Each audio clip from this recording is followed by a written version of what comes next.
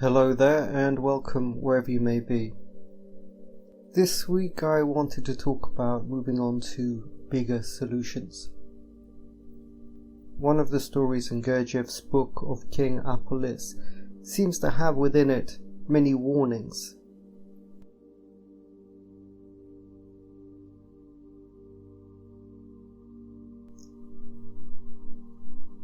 King Apollos, who had been extremely conscientious in respect of the duties undertaken upon himself for the maintenance of the greatness of the community entrusted to him, had spared neither his own labour nor wealth, and at the same time he demanded the same from all the beings of his community.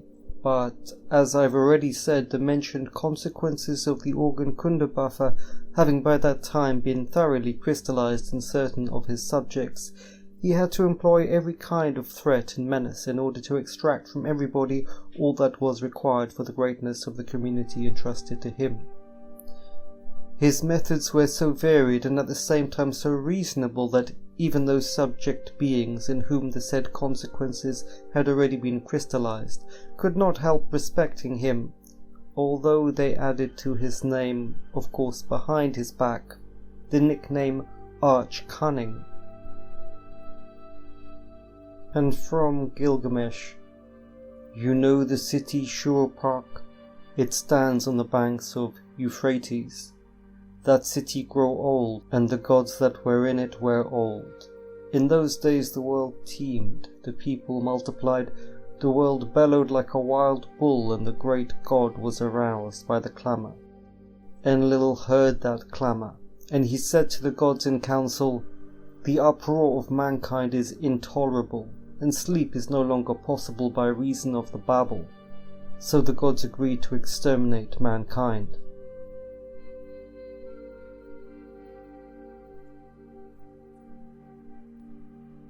Last week I was reading Guénon, and it stressed to me the importance of having a prime symbol for a society to move towards, and it simplifies and integrates everything together under the sun of that particular culture, and suddenly everything seems quite simple.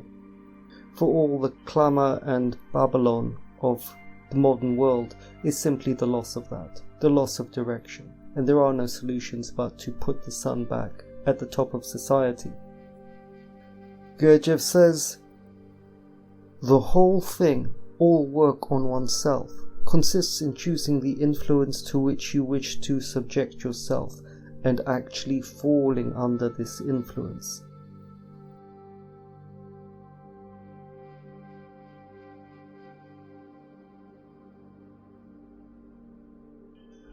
Now, on the weekend I happened to wander into several churches, including the Thomas à Becket medieval church in the marshland north of Rye, and barely visible etched on the wall, after centuries, it's still the same creed that I am to say on Sundays at Mass. And the old churches that I sometimes visit are quite eerie because they are well-used buildings. At the back of the churches are stacks of books, prayer books and Bibles, all dog-eared, all worn and heavily used. The tiles that you walk on and the wooden pews are heavily used. They have seen a huge amount of use. And yet the church is empty. The churches are always empty, as if some apocalypse has happened in this country, and the fire is still warm, and the building is still ready, but nobody comes in anymore.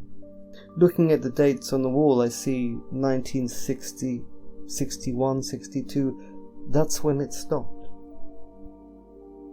I was never interested in history when I was younger, but it would have been quite an interesting thing if Britain and America, being two white Christian countries, had arrived in Europe in World War II and assisted Italy and Germany to do everything that had to be done to save European culture.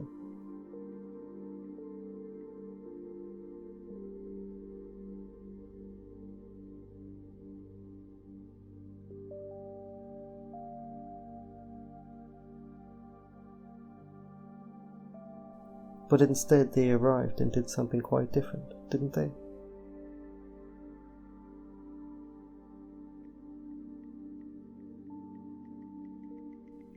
Remind me again what the reason for all that was.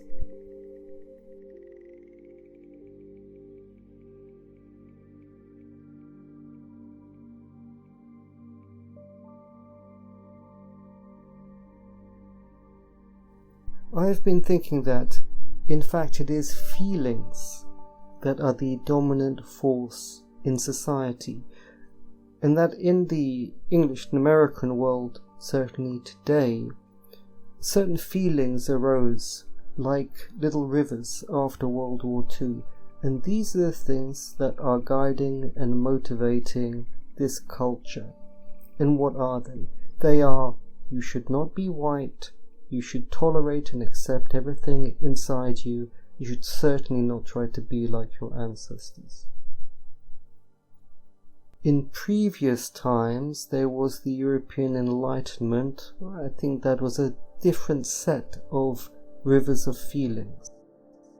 And earlier than that in Europe, there are many generations of feelings. For instance, the re-emergence of the Holy Grail cycles of the Romantic medieval Christianity, and of course earlier facets from the Roman and Greeks and so on, going back a long way.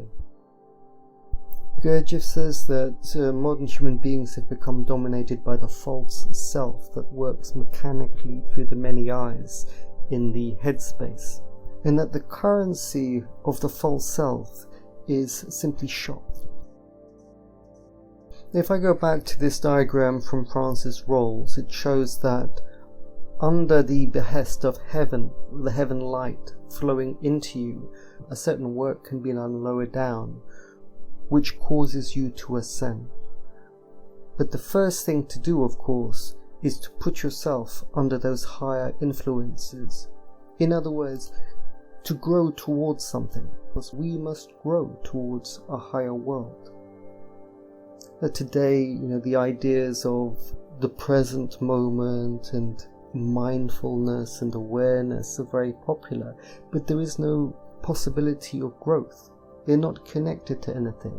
They're like sterile states.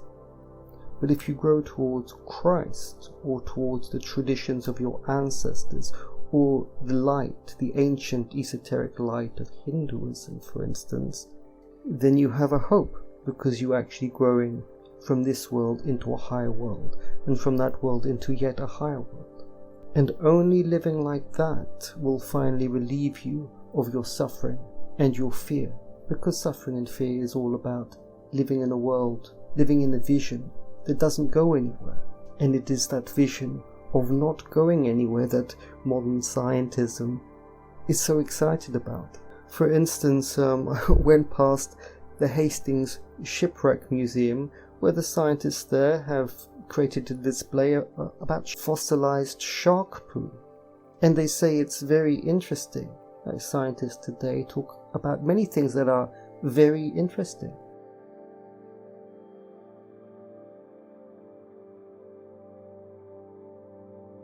So how is it that we put ourselves under a higher influence that is part of the tree of life, that is flowing towards a higher world? How do we do that?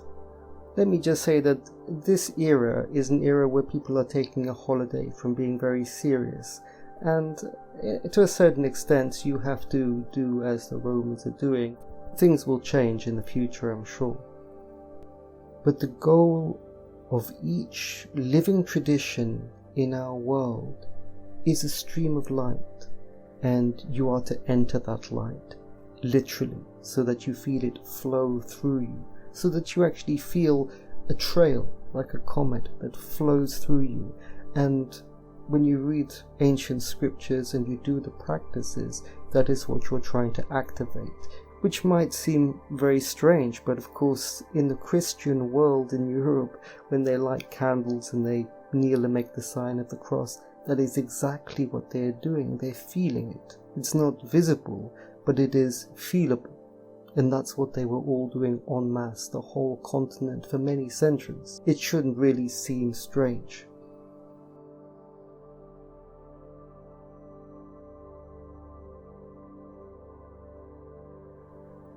let's listen to the divine mind of Mr. Ouspensky. He says, one of the American reviewers of the first edition of the New Model of the Universe remarks that two ideas in this book presented particular difficulties for him: the idea of esotericism and the idea of the psychological method. It cannot be denied that in general these ideas are very far from modern thought, but as there is no sense in reading my book without having some conception of the meaning of these two ideas, I will try here to show some ways of approaching them. First of all, both ideas need the recognition of the fact that human thought can work on very different levels. The idea of esotericism is chiefly the idea of a higher mind. To see clearly what this means, we must first of all realize that our ordinary mind, including the mind of a genius, is not the highest possible order of human mind. The human mind can rise to a level almost inconceivable for us, and we can see the results of the work of a higher mind, and those most accessible to us in the Gospels, and then in Eastern scriptures, in the Upanishads, in the Mahabharata, in works of art such as the Great Sphinx at Giza, and in other memorials, though there are few in literature and art. The true valuation of the meaning of these and similar memorials, and the realization of the difference between them and others which have been created by ordinary man or even by a genius, needs experience, knowledge, and a special training of the mind and perception, and perhaps special faculties not possessed by everyone. In any case, nothing can be proven, so that the first step towards understanding the idea of esotericism is the realization of the existence of a higher mind, that is, a human mind, but one which differs from the ordinary mind as much as, let us say, the mind of an intelligent and educated grown-up man differs from the mind of a child of 6. A genius is only a wunderkind. A man of higher mind possesses a new knowledge which ordinary man, however clever and intelligent, cannot possess. This is esoteric knowledge. Whether people of higher mind exist now and have existed always, or whether they appear on earth only at long intervals, is immaterial. The important point is that they exist, and that we can come into contact with their ideas, and through these ideas with esoteric knowledge. This is the essence of the idea of esotericism. And in order to understand what I mean by the psychological method, it is necessary to realize first that the ordinary mind, the one we know, can also work on very different levels. Now, to find the relationship of the psychological method to the esoteric method, we can see different levels of thought in ordinary life. The most ordinary mind, let us call it the logical mind, is sufficient for all the simple problems of life. We can build a house with this mind, obtain food, know that 2 and 2 makes 4, that the Volga falls into the Caspian Sea, and that horses eat oats and hay. So that in its proper place the logical mind is quite right and quite useful. But when the logical mind meets with problems which are too big, and when it does not stop before them, but starts out to solve them, it inevitably falls down, loses touch with reality, and becomes in fact defective. The psychological method is first of all a method of distinguishing between levels of thinking and of realizing the fact that perceptions change according to the powers and properties of the perceiving apparatus. The psychological mind can see the limitations of the logical mind.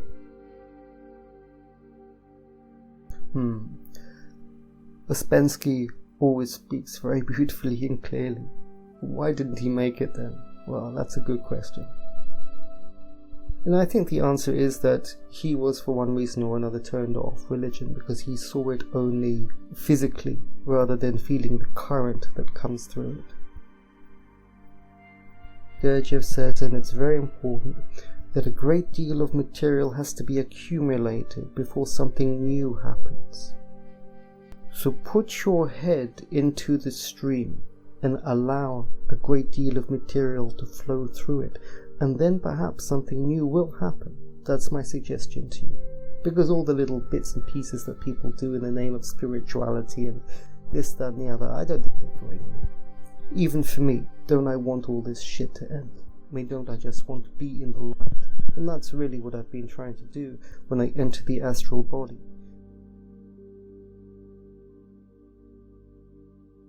So, if we take a look at the Parliament building in India, we can see how far the modern degeneration has gone.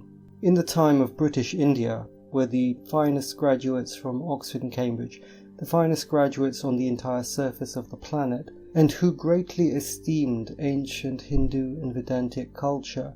When they were running India, they produced buildings of this order, a perfect circle representing the wheel of Dharma, split internally into wholly affirming, wholly denying, wholly reconciling, transubstantiate, in me for my being, or the three gunas. And what great peace and grandeur there is around this building. But after Britain left, having separated the Hindus into their own nation, that is, the India of today, pushing back the Muslims who had bred into the subcontinent for 300 years and badly damaged Hindu culture, India has eventually fallen under the influence of the United States of America of today. In other words, dollar business, dollar is the only thing that counts. And like many places in the East, they have fallen for it, and as if to prove themselves, built all sorts of monstrosities in recent years, including the new Parliament of India, which is a triangle, and every time you look at it, it just looks worse. As Guénon said last week, the circle is the highest shape and all the other shapes can be fitted into it, the square and the triangle. But the new American mentality, which is echoed even across the spiritual people in India, who now hate their own traditions and condemn them, is that of the upstart and the bully who wishes to prove himself, but when he tries, he cannot compete with the light of the ancient wisdom of the British Raj that had been there and that demonstrated its power and its knowledge. Of course, the British did many things that were wrong and many things that were right, but you wouldn't hear about them because the entire psychic culture of the earth, the media, the politics, the entertainment, has been taken over by people who in a previous time would not have lived very long. And as time goes on, you can see that a culture that got even half the things right is actually very rare on this planet. In the same way, people don't want a teacher today. They don't want a protection of a stream of light that comes from above. They think they know everything, and too late they will realize that they are undone in their ill wisdom.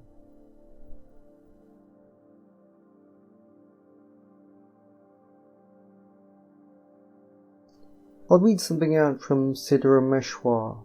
His path is again a stream to the higher world, this time via the mind of God, which people appreciate these days, I think because it is an alternative view of things from the warfare and the feeling path of the Christians. Atoms and subatoms are one. The subatoms that make up water, fire, and air are called subatoms, or paramanu. The self, however, is one totality. It is the same throughout. It has no parts such as atoms or subatomic particles. Atoms and particles are perishable. They perish, yet the Supreme Self, Paramatman, is one and cannot be destroyed. Fire can enter all things, and therefore it can burn. Wind or air is also capable of entering things. These elements are porous, but the Self is spread out evenly everywhere. It creates hundreds of skies. By its consciousness and capacity to know, it creates dreams. It creates space, and within the space it creates the world. Wherever there is space, it creates the world. Where there is the sense of knowing, the world is created. The eyes have water in them, yet that water does not leak out. If one understands that the self is everywhere and becomes one with it, he becomes the Supreme Self, Paramatman. I am in the donkey, but I am not the donkey. One who understands that he is in everything obtains the power of omnipresence. Whatever number of species may be there, life as such is only one, and the same for all. This self is the same in all creatures. Nature, the entirety of creation, is the same for all. If all wish to destroy it, then it would perish. However, one can remain aloof from creation, and this is possible only if he has full realization that the world is illusion and is fully aware that he is God. The world is seen with the eye of illusion, but the self is without that eye. It only sees itself.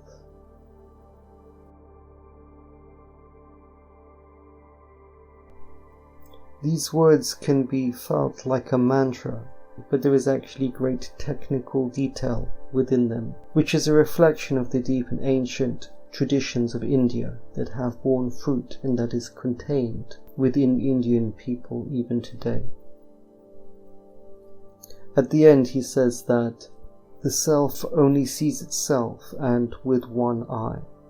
This is because the higher bodies represent the unity and fulfillment and completion of the human octave, of the fragmented, mortal, mixed self that is born on this planet according to its needs and is therefore sub-light or sub-unity or sub-astral. So here I can link Gurdjieff's teaching directly to Siddharameshwar's. Siddharameshwar has crossed that gulf via an Indian transmission and now lives above the threshold of light, which means that three bodies are there and they are transmuting together, and therefore he has access to the mind of God. Men, on the other hand, have two parts. One part is the earth, because they grow from the earth and their honest labours are sincere. But man has a second part which fills the void at the top of the octave until the truth is there, and that is false. Most of man's psychic realm today is false. It is filled with countless shimmering ideas, the maya, and when you look into society or what society speaks, it is all those shimmering ghosts.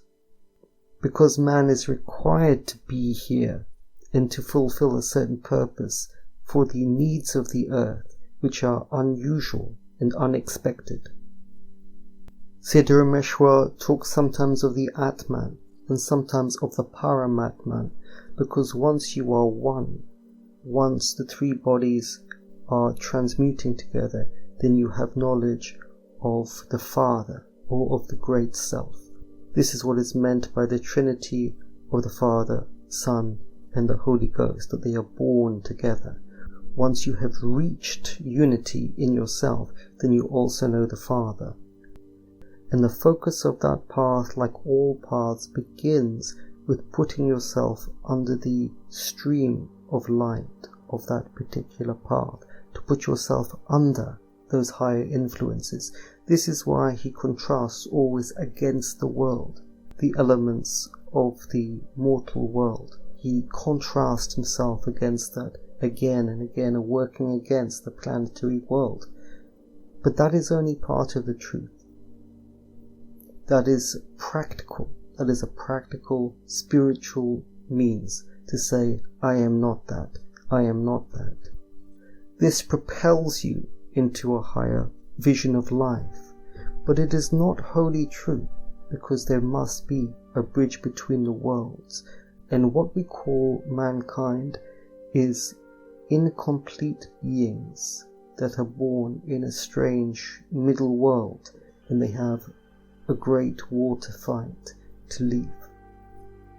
And sometimes their societies fall into decay because it is too difficult, and they have an era of decay. Let us hope that the light is reborn into this world, and that somebody can bring something from the old world and from the higher world, and to assist them to bridge the light so that faith is restored, so that they will work once again and restore themselves and continue their journey and the journey of this planet.